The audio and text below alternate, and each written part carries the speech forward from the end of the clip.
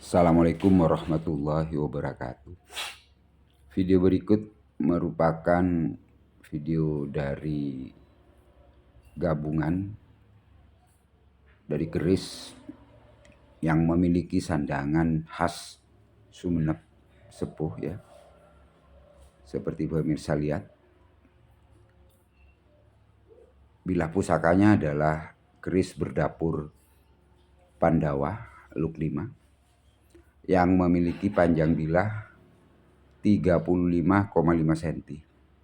Pemirsa bisa melihat desain atau bentuk di sorsoran ya, ada kembang kacang, kemudian jalen tunggal, lambe gajah satu, bentuk ganjanya sabit rontal, picikan yang lain ada picitan, tikel alis, sogokan rangkap, keruingan, kemudian bentuk dari luknya ya, luas rengkol.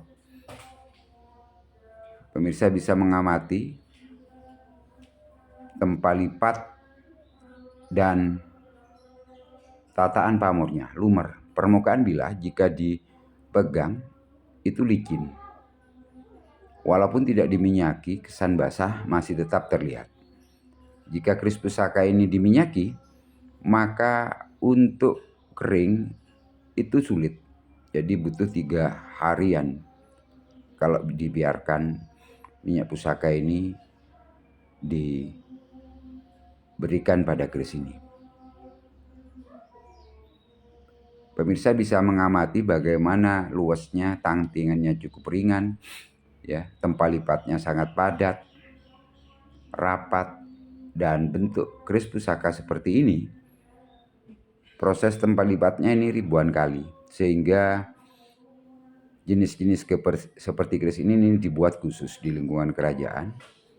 Bahkan bisa dikatakan anti karat, karena kalau ada kotoran yang menempel di permukaan, itu tidak sampai masuk ke dalam pori-pori keris karena pori-porinya sangat rapat. Bentuk sekar kacangnya ya, luas. Gelung wayangnya bisa kelihatan. Pamornya pandes ya, dan lumer dengan besi ajinya. Jadi keris dapur Pandawa Luk 5 yang memiliki pamor, saya katakan ini wengkon isen ya. Namun kalau diamati betul, pada pamor ini memang kombinasi pamor tempa miring dan melumah. Nanti pada akhir video saya akan menunjukkan juga keunikan dari keris pusaka ini. Karena apa? Bentuk peksinya yang tidak umum ya, dibuat khusus. Keris berdapur Luk 5 pada zaman era kerajaan di Indonesia itu dikhususkan untuk kalangan ningrat. Nah ini bentuk peksinya. Jadi materialnya sama dengan bilah, tempat lipatnya juga sama, sangat rapat, padat. Dan kalau kita pegang permukaannya juga licin. Jadi berbentuk seperti bunga pala yang masih kuncup atau bunga melati yang masih kuncup.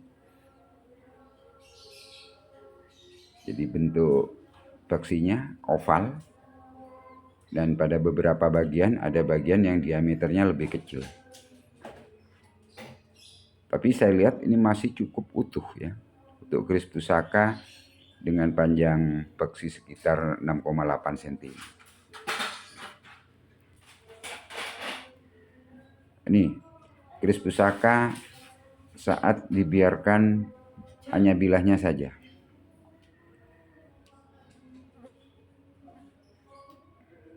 Nah ini bentuk peksinya. Jadi penataan keris pusaka ini detail dari peksi, bilah, dan secara keseluruhan itu sangat serasi. Hingga menunjukkan bahwa keris pusaka ini memang digarap oleh empu yang memang betul-betul mencapai puncak keilmuannya dalam pembuatan keris pusaka. Tataan pamornya begitu indah. Degradasi warna pamornya juga bisa kita lihat di sini, di samping degradasi dari besi ajinya.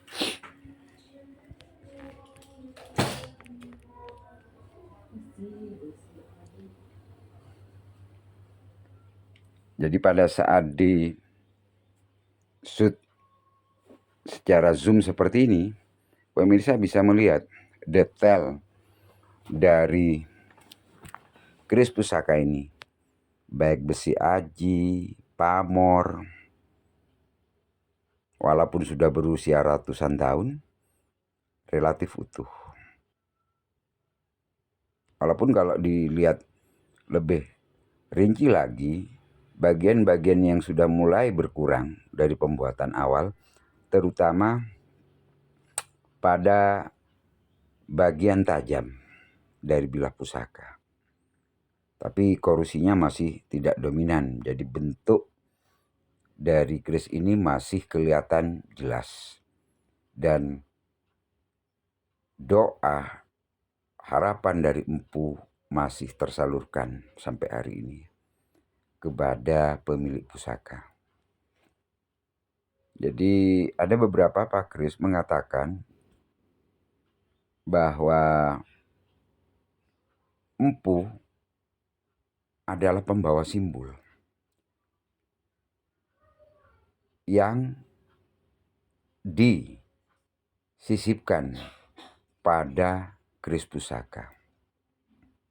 Jadi pembuat simbolnya, maaf ya, empu. Pembawa simbolnya adalah ini, keris pusaka ini.